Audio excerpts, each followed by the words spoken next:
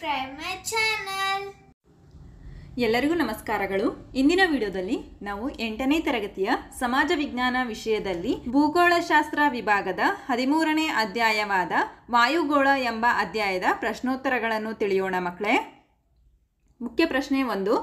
ಬಿಟ್ಟಿರುವ ಸ್ಥಳವನ್ನು ಸೂಕ್ತ ಪದಗಳಿಂದ ಭರ್ತಿ ಮಾಡಿರಿ. ಮೊದಲ ಬಿಟ್ಟ ಸ್ಥಳ ವಾಯುಮಂಡಲದ 2 ಪ್ರಮುಖ ಅನಿಲಗಳೆಂದರೆ ಡ್ಯಾಶ್ ಮತ್ತು ಡ್ಯಾಶ್. ಸರಿಯಾದ ಉತ್ತರ ವಾಯುಮಂಡಲದ 2 ಪ್ರಮುಖ ಅನಿಲಗಳೆಂದರೆ ನೈಟ್ರೋಜನ್ ಮತ್ತು ಆಕ್ಸಿಜನ್. ಎರಡನೆಯ ಬಿಟ್ಟ ಸ್ಥಳ ವಾಯುಮಂಡಲದ ಅತ್ಯಂತ ಕೆಳಸ್ತರ ಡ್ಯಾಶ್ ಆಗಿದೆ. ಉತ್ತರ ವಾಯುಮಂಡಲದ ಅತ್ಯಂತ ಕೆಳಸ್ತರ ಪರಿವರ್ತನಾ ಮಂಡಲ ಆಗಿದೆ. ಮೂರನೆಯ ಬಿಟ್ಟ ಸ್ಥಳ ಸಮುದ್ರ ಮಟ್ಟದಲ್ಲಿ ವಾಯುಮಂಡಲದ ಸರಾಸರಿ ಒತ್ತಡವು ಡ್ಯಾಶ್ ಆಗಿದೆ. ಸರಿಯಾದ ಉತ್ತರ ಸಮುದ್ರ ಮಟ್ಟದಲ್ಲಿ ವಾಯುಮಂಡಲದ ಸರಾಸರಿ ಒತ್ತಡವು 1013.25 ಮಿಲಿಬಾರ್ ಆಗಿದೆ. ನಾಲ್ಕನೆಯ ಬಿಟ್ಟ ಸ್ಥಳ ಪಶ್ಚಿಮ ಮಾರುತಗಳನ್ನು ಡ್ಯಾಶ್ ಎಂದು ಕರೆಯುತ್ತಾರೆ. ಉತ್ತರ ಪಶ್ಚಿಮ ಮಾರುತಗಳನ್ನು ಪ್ರತಿ ವಾಣಿಜ್ಯ ಮಾರುತಗಳು ಎಂದು ಕರೆಯುತ್ತಾರೆ. ಐದನೆಯ ಬಿಟ್ಟ ಸ್ಥಳ ಹವಾಮಾನದ ಬಗ್ಗೆ ವೈಜ್ಞಾನಿಕವಾಗಿ ಅಧ್ಯಯನ ಮಾಡುವ ಶಾಸ್ತ್ರ ಡ್ಯಾಶ್ ಆಗಿದೆ. ಸರಿಯಾದ ಉತ್ತರ ಹವಾಮಾನದ ಬಗ್ಗೆ ವೈಜ್ಞಾನಿಕವಾಗಿ ಅಧ್ಯಯನ ಮಾಡುವ ಶಾಸ್ತ್ರ ಪವನ ವಿಜ್ಞಾನ ಶಾಸ್ತ್ರ ಆಗಿದೆ. ಮುಖ್ಯ ಪ್ರಶ್ನೆ 2. ಕೆಳಗಿನ ಪ್ರಶ್ನೆಗಳಿಗೆ ಉತ್ತರಿಸಿ. ಪ್ರಶ್ನೆ 6. ವಾಯುಗೋಳ ಎಂದರೇನು? ಉತ್ತರ ಭೂಮಿಯನ್ನು ಸುತ್ತುವರೆದಿರುವ ಅನಿಲಗಳು, ಧೂಳಿನ ಕಣ ಮತ್ತು ನೀರಾವಿಯ ತೆಳುವಾದ ಪದರವನ್ನು ವಾಯುಗೋಳ ಎಂದು ಕರೆಯುವರು. ಪ್ರಶ್ನೆ 7. ವಾಯುಗೋಳದ ಪ್ರಮುಖ ಪದರಗಳನ್ನು ಹೆಸರಿಸಿ.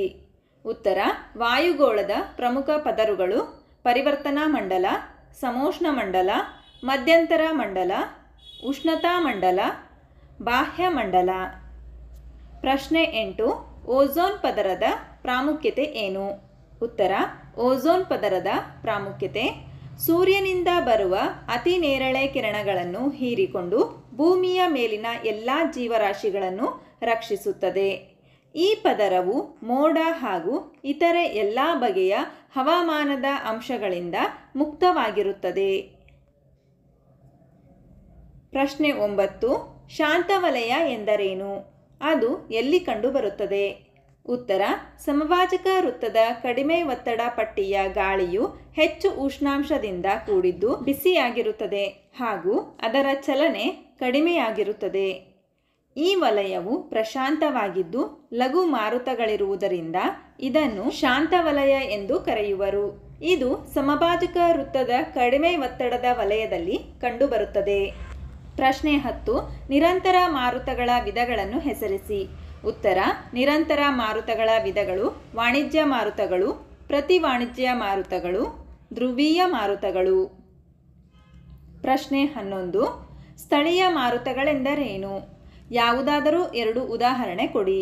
ಉತ್ತರ ನಿರಂತರ ನಿಯತಕಾಲಿಕ ಮಾರುತಗಳನ್ನು ಸ್ಥಳೀಯ ಉಷ್ಣಾಂಶ, ಒತ್ತಡ, ತೇವಾಂಶದಲ್ಲಿ ವ್ಯತ್ಯಾಸಗಳ ಪರಿಣಾಮವಾಗಿ ಉಂಟಾಗುವ ಮಾರುತಗಳನ್ನು ಸ್ಥಳೀಯ ಮಾರುತಗಳು ಎನ್ನುವರು.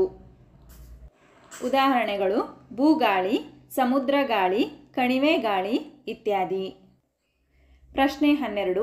ಮೋಡಗಳ ವಿಧಗಳನ್ನು ತಿಳಿಸಿ. ಉತ್ತರ ಮೋಡಗಳ ವಿಧಗಳು ಪದರು ಮೋಡಗಳು, ರಾಶಿ ಮೋಡಗಳು, ಹಿಮಕಣ ಮೋಡಗಳು, ರಾಶಿ ವೃಷ್ಟಿ ಮೋಡಗಳು. ಪ್ರಶ್ನೆ 13. ಹವಾಗುಣ ಮತ್ತು ವಾಯುಗುಣಕ್ಕಿರುವ ವ್ಯತ್ಯಾಸಗಳೇನು? ಉತ್ತರ ಮಕ್ಕಳೇ ನೀವು ಸಹ ಕಾಲಮ್ ಹಾಕಿಬಿಟ್ಟು ಬರೆಯಿರಿ.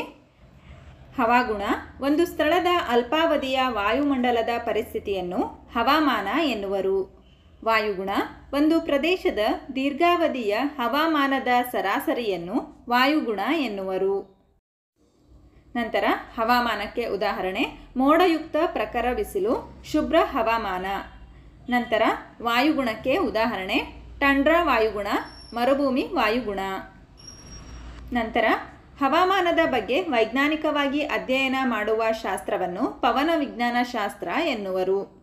ವಾಯುಗುಣದ ಬಗ್ಗೆ ವೈಜ್ಞಾನಿಕವಾಗಿ ಅಧ್ಯಯನ ಮಾಡುವ ಶಾಸ್ತ್ರವನ್ನು ವಾಯುಗುಣಶಾಸ್ತ್ರ ಎನ್ನುವರು. ನಂತರ ಮುಖ್ಯ ಪ್ರಶ್ನೆ 3. ಈ ಕೆಳಗಿನವುಗಳನ್ನು ಅರ್ಥೈಸಿ. ಅಯಾನುವಲಯ ಮಧ್ಯಂತರ ಮಂಡಲದ ನಂತರ ಉಷ್ಣತಾ ಮಂಡಲ ಕಂಡುಬರುತ್ತದೆ. ಈ ಪದರದಲ್ಲಿ ಉಷ್ಣಾಂಶವು ತೀವ್ರವಾಗಿ ಹೆಚ್ಚಾಗುತ್ತದೆ. ಈ ಪದರದಲ್ಲಿನ ಅತ್ಯಧಿಕ ಉಷ್ಣಾಂಶದ ಪರಿಣಾಮವಾಗಿ ಅನಿಲದ ಅಣುಗಳು ಅಯಾನುಗಳಾಗಿ ಪರಿವರ್ತನೆ ಹೊಂದಿರುತ್ತವೆ. ಆದುದರಿಂದ ಇದನ್ನು ಅಯಾನು ಮಂಡಲವೆಂದು ಕರೆಯುವರು. ನಂತರ ಸಾಮಾನ್ಯ ಇಳಿಕೆಯ ದರ. ಎತ್ತರಕ್ಕೆ ಹೋದಂತೆ ಅನಿಲಗಳ ಪ್ರಮಾಣ ಕಡಿಮೆಯಾಗುವುದರಿಂದ ಸಾಂದ್ರತೆ ಕಡಿಮೆಯಾಗಿ ಉಷ್ಣಾಂಶವು ಕಡಿಮೆಯಾಗುತ್ತದೆ. ಇದನ್ನು ಉಷ್ಣಾಂಶದ ಸಾಮಾನ್ಯ ಇಳಿಕೆ ಪ್ರಮಾಣ ಎನ್ನುವರು. ನಂತರ ಶೀತವಲಯ. ಇದು ಅತ್ಯಂತ ಶೀತ ಪ್ರದೇಶ. ಇದು 66.5 ಡಿಗ್ರಿ ಉತ್ತರದಿಂದ 90 ಡಿಗ್ರಿ ಉತ್ತರ ಧ್ರುವದವರೆಗೆ ಹಾಗೂ ದಕ್ಷಿಣಾರ್ಧಗೋಳದಲ್ಲಿ 66.5 ಡಿಗ್ರಿ ದಕ್ಷಿಣದಿಂದ 90 ಡಿಗ್ರಿ ದಕ್ಷಿಣ ಧ್ರುವದವರೆಗಿರುವುದು.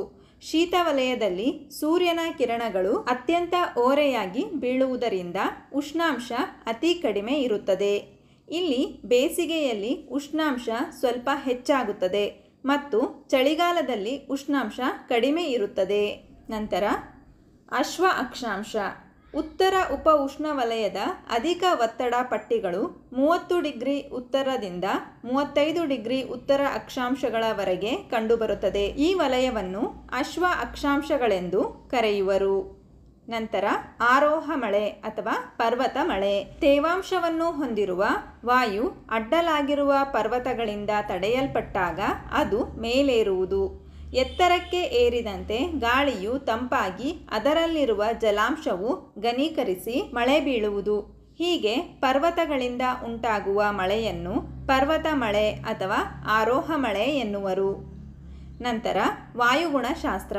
ವಾಯುಗುಣದ ಬಗ್ಗೆ ವೈಜ್ಞಾನಿಕವಾಗಿ ಅಧ್ಯಯನ ಮಾಡುವ ಶಾಸ್ತ್ರವನ್ನು ವಾಯುಗುಣಶಾಸ್ತ್ರ ಎನ್ನುವರು. ಹಾಗಾದರೆ ಮಕ್ಕಳೇ, ಈ ಅಧ್ಯಾಯದಲ್ಲಿ ಬರ್ತಕ್ಕಂತಹ ಎಲ್ಲ ಪ್ರಶ್ನೆಗಳಿಗೆ ನಿಮಗೆ ಉತ್ತರ ಲಭಿಸಿದೆ ಅಂತ ನಾನು ಭಾವಿಸ್ತಾ ಇದ್ದೀನಿ. ಧನ್ಯವಾದಗಳು.